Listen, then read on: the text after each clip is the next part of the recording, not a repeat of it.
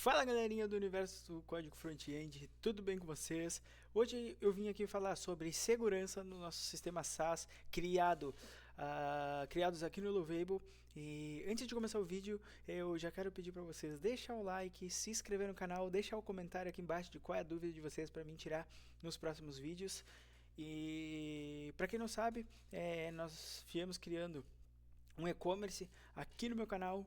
Para quem quer aprender a criar um e-commerce do zero, vai lá no primeiro vídeo do canal e começa a fazer essa série para nós. Se eu não me engano, a gente está no quarto vídeo da série Criando um E-Commerce do Zero. Pessoal, como vocês podem ver aqui embaixo, que eu vou deixar aqui embaixo, um inscrito perguntou sobre seguranças no sistema de pagamento na nossa plataforma, tá? Como é que é feito isso? E nada melhor do que ouvir um especialista. Então eu fui buscar pessoas especialistas nesse assunto. Não que eu não saiba, tá, fazer algumas técnicas de segurança, mas eu prefiro alguém que seja didático, que fale para vocês exatamente o que está acontecendo. Na aula número 4 da nossa série Criando um E-Commerce do Zero, eu andei comentando sobre o banco de dados. Na aula 3 eu ensinei a conectar banco de dados. Na aula 4 a gente fez algumas requisições ali no banco de dados, que ainda a gente não completou. E logo no final a gente vai aplicar algumas técnicas de segurança, pessoal. Qual o problema do Lovable? O problema do Lovable é que ele cria conexões com o banco de dados, ele não faz um back-end diretamente ainda. Na próxima atualização ele ele será full stack, no caso, né? Hoje ele é um front-end, mas como ele é feito em React e Vite, então, que são bibliotecas ali de JavaScript, então ele consegue ainda fazer essa conexão com o banco de dados, mas para fazer essa conexão, basicamente ele faz um monte de gambiarra e acaba expondo alguns erros críticos, como storages, o que mais? Chaves de acesso do banco de dados Supabase e outros tipos de coisa. Então, vamos dar uma olhadinha nesse videozinho aqui de 8.7 minutos, que eu vou dar uma aceleradinha, óbvio, tá? Para nós saber ali algumas práticas de seguranças e alguns erros críticos de segurança que o Lovable faz ao fazer páginas para nós, tá? Vamos dar uma olhadinha. Vou olhar assim mesmo. Bora. Nos dias tem se falado muito sobre as inteligências artificiais. Espero que eu não tome copyright para por vocês. A programação. Eu falo de Lovable, de Bolt, dessas tecnologias que com apenas um prompt de comando você consegue desenvolver uma aplicação ali utilizável em alguns minutos, né? Mas pessoal, vou desligar a câmera aqui rapidinho, mas eu tô aqui. Contra a maré de abordar um assunto que muitas pessoas não estão falando. É essa hora que os vendedores de curso vão ficar com a pulguinha atrás da orelha, mas eu me sinto no direito de passar essas informações para vocês de quais são os perigos de utilizar o Lovable. Então, se você quer desenvolver uma ferramenta utilizando o Lovable, utilizando o Bolt, eu aconselho que antes de tudo assista esse vídeo. Tá? Primeiro de tudo, antes de mais nada, se você gostar desse vídeo, se gostar desse conteúdo, deixa um like para que eu possa estar trazendo mais conteúdos para estar auxiliando vocês nessa incrível jornada do desenvolvimento, tá? Primeiro ponto, antes da gente poder falar do Lovable propriamente dito, a gente precisa entender o que é o Lovable. E não, o Lovable não é simplesmente uma inteligência artificial que você digita um prompt de comando e ele te entrega um sistema. A gente precisa entender um pouco a fundo do Lovable. Tá? O Lovable ele é uma ferramenta que ela é focada exclusivamente no front-end, tá? Para você que não sabe ainda, existem algumas camadas da programação. Existe o front-end, que é a parte que se preocupa com toda a parte visual, com botões, com cores, com animação, com a parte visual do projeto. Existe a parte do back-end, que se preocupa com as funcionalidades internas. Travas de segurança, protocolos de segurança, bancos de dados, conexões, autenticações, sistemas de pagamento, automações, enfim. Toda essa parte que faz a parte funcional do projeto, a gente... Buď sa naučíš anglicky za rok, alebo sa zvyšok času učíš zdarma. Doslova. Moji dospelí študenti úplne bez talentu na jazyky použili revolučnú metódu učenia, aby sa naučili rozumieť a rozprávať anglicky len behom prvého roka, a to všetko bez biflovania gramatiky, bez coloca no setor de back-end. Então, entenda que o Lovable ele é feito exclusivamente para trabalhar visualmente com o front-end. Falando isso, a gente vai enfrentar uma problemática um pouco quanto complicada. Por quê? Apesar do Lovable ser feito para o front-end, você consegue fazer funções que tecnicamente deveriam ser do back-end, como por exemplo, um sistema de autenticação. Fazer o login, fazer o registro de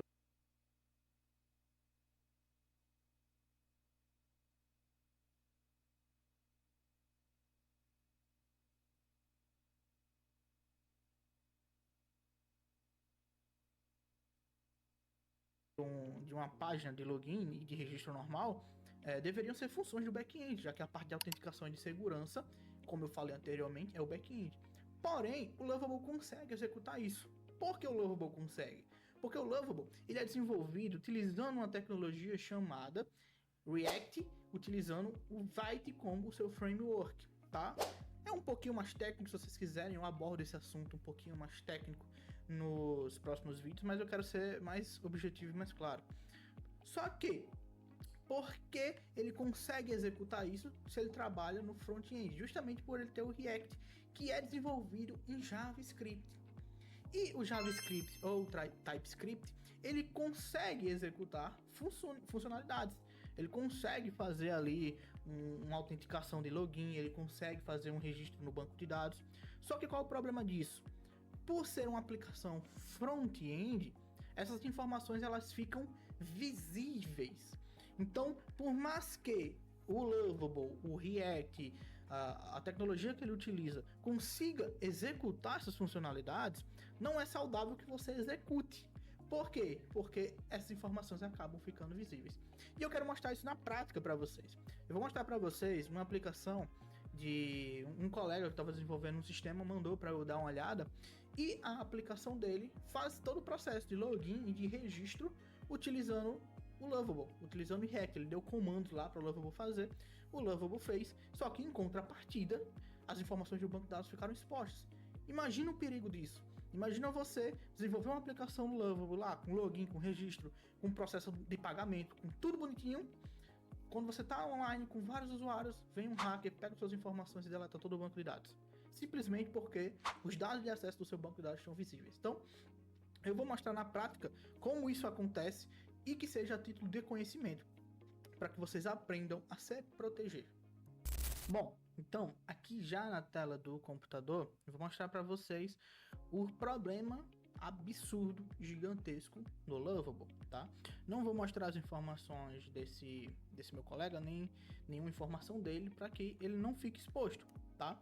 Mas qualquer pessoa com o mínimo de conhecimento necessário vai conseguir encontrar um arquivo chamado index e um códigozinho, que é o arquivo responsável por armazenar 90% dos códigos de interação do Lovable. E quando você acessa esse arquivo, que você faz uma busca por Supabase, você vai encontrar a URL e o token de acesso do banco de dados.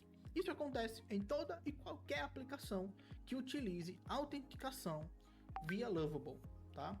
Nesse caso aqui ele está utilizando uma conexão via o Supabase, tá?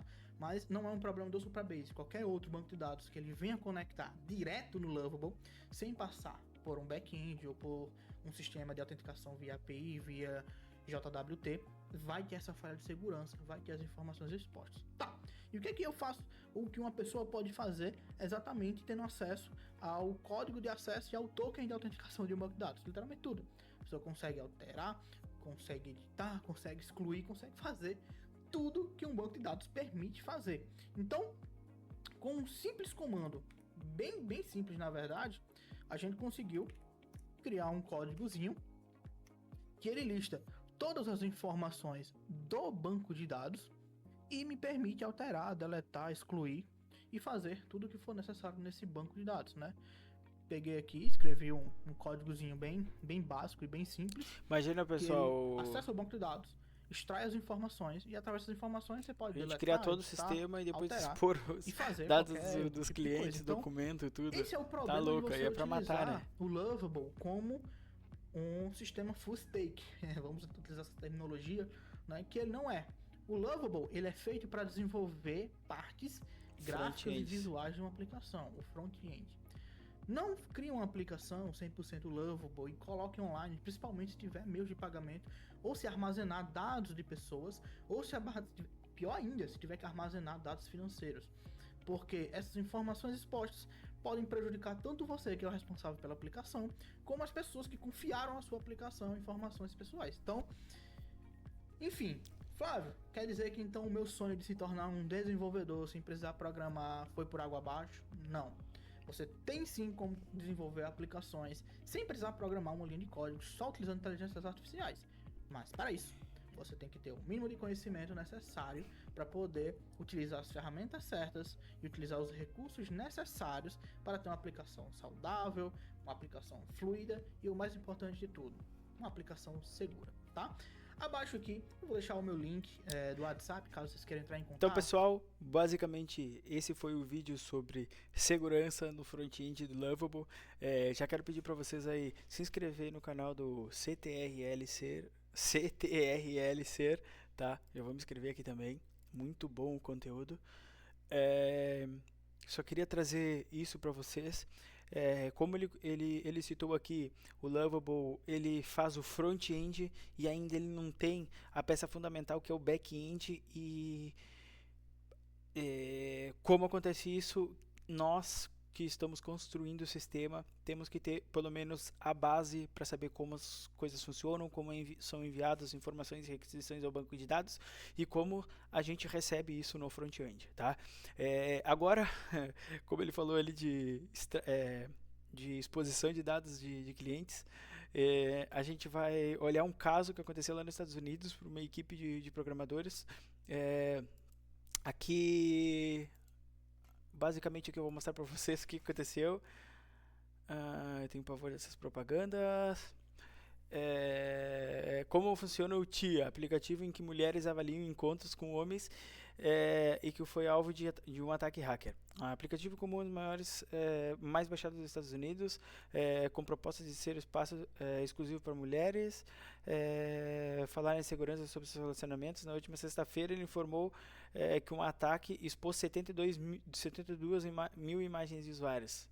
Aqui algumas informações. Um aplicativo exclusivo para mulheres, criado para elas avaliarem sob anonimato encontros com homens, ganhou 4 milhões de usuários e se tornou um dos mais baixados dos Estados Unidos, etc, etc. Bizarro que o TIA aplicativo serve como uma comunidade de apoio para mulheres saberem mais sobre determinados homens, etc, etc. Beleza. Como funciona o TIA? Aqui, plataforma fica para checar outros dates, beleza. Como foi o ataque? O TIA informou que na sexta-feira, dia 25 do mês passado, ter descoberto acesso não autorizado a um antigo sistema com 72 mil fotos, incluindo 13 mil selfies enviadas no processo de verificação de contas, pessoal. Olha a puta cagada que eles já fizeram.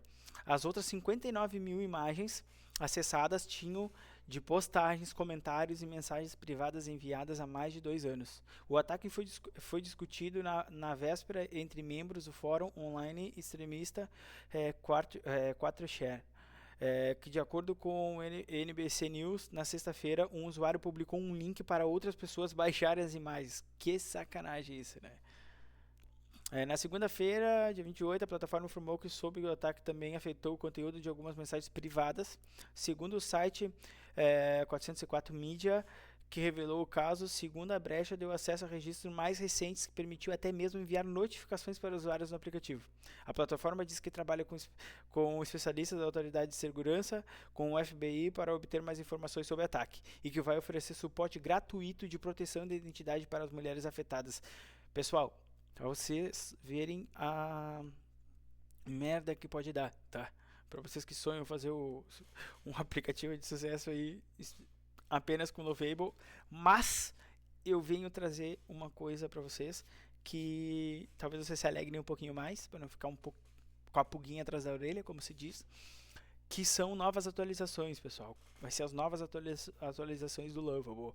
Aqui é o Demi, tá pessoal, um cara aí famoso americano que faz sistemas com Lovable, tem cursos também, se vocês quiserem depois seguir eles, ele tá sempre por dentro dos novos acontecimentos, basicamente ele é um ouvinte do Lovable aí, tá? Aí ele escreveu assim lá no Twitter, o Lovable está se tornando full stack. O que seria full stack, pessoal?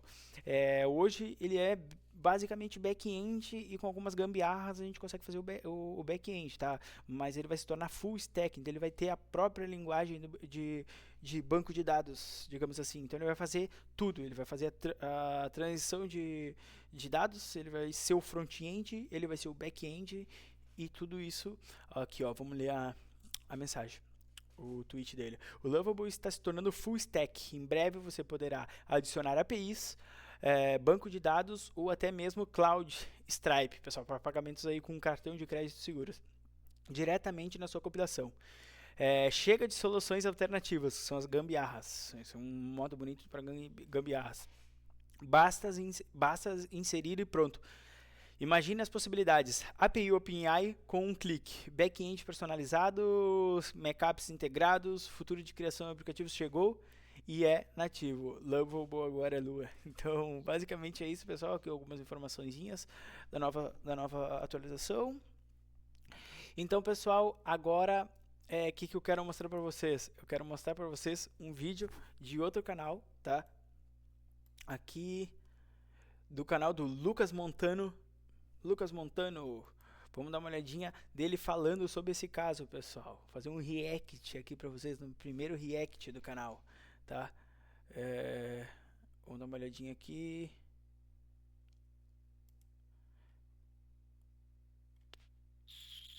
Vamos dar só uma aceleradinha, pessoal, só para não demorar muito, para não ficar muito grande esse vídeo, porque a minha ideia era fazer um vídeo meio curto e já está em 16 minutos.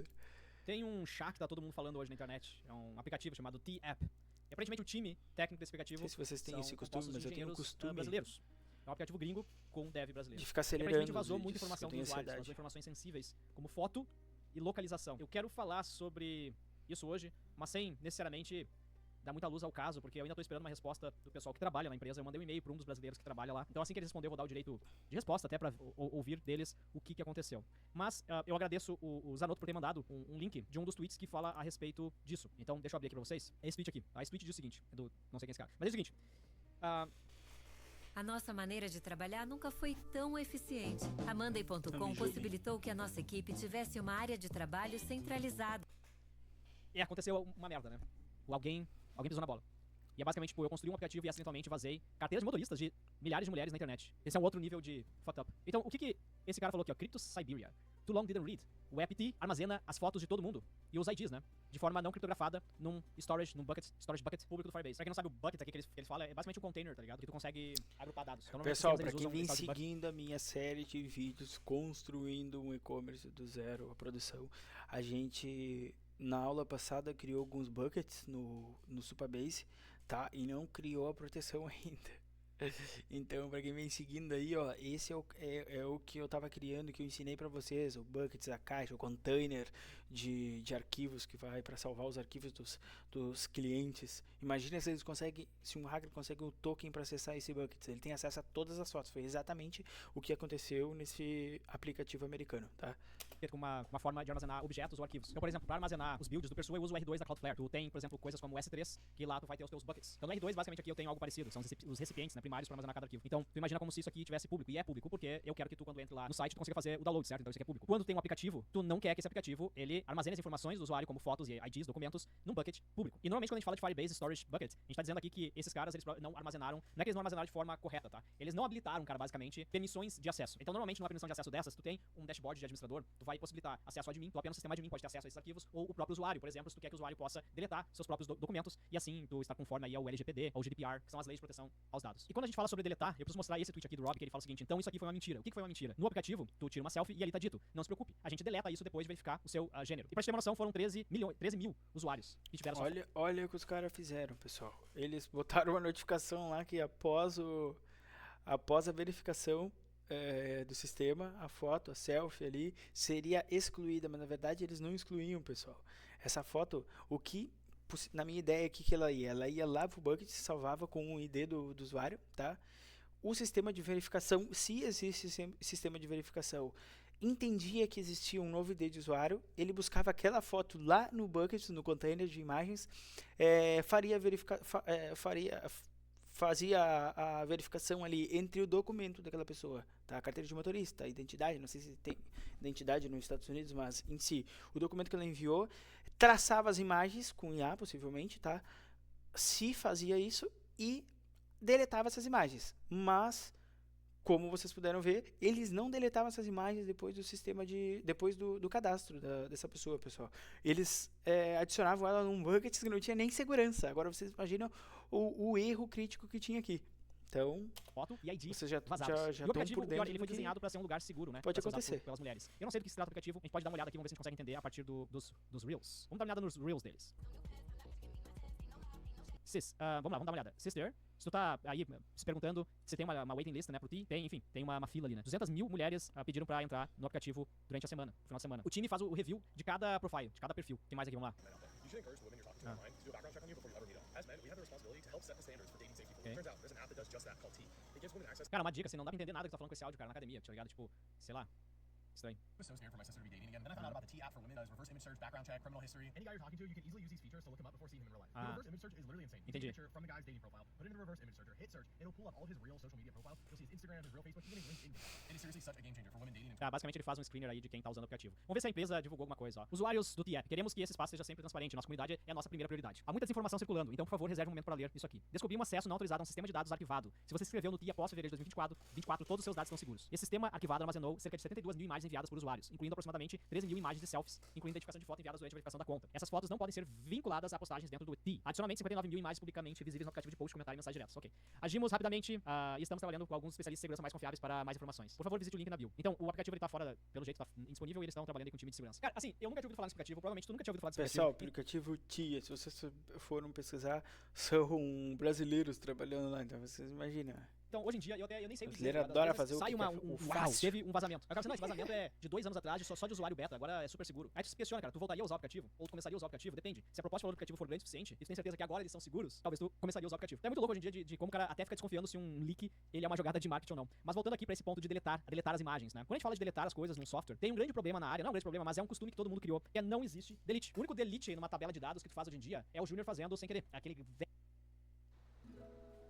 Chegou New, mais do que uma nova internet fibra. É uma nova relação entre você. Não me julguem.